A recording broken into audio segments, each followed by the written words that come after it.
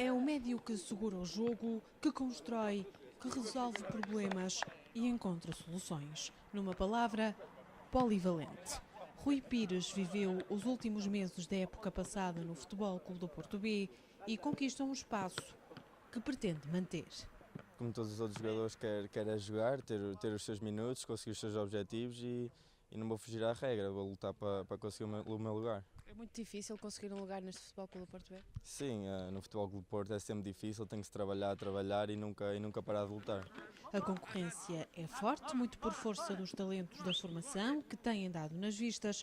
Rui Pires está na montra, ganhou espaço na seleção sub-19 e, apesar de jovem, é um dos exemplos a ter em conta para quem quer construir uma carreira no futebol. Todos os jogadores, uma vez ou outra, já tinham passado por aqui, agora é uma coisa diferente porque estão definitivo aqui, mas acho que os jogadores habituam-se muito bem e está a correr tudo bem.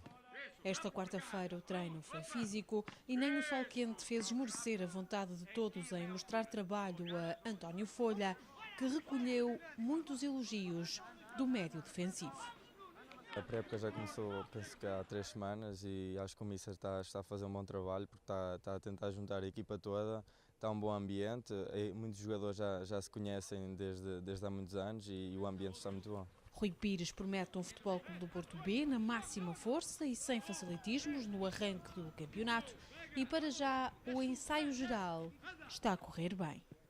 Valência é muito quente, o tempo custa muito, mas é o trabalho, é para a época, temos que continuar a trabalhar e continuar sempre a trabalhar para que as coisas corram muito bem. Foram 36 os graus que acompanharam o esforço físico da equipa durante 1h30 e talvez por isso António Folha tenha tomado a decisão de abrandar o ritmo na sessão da tarde.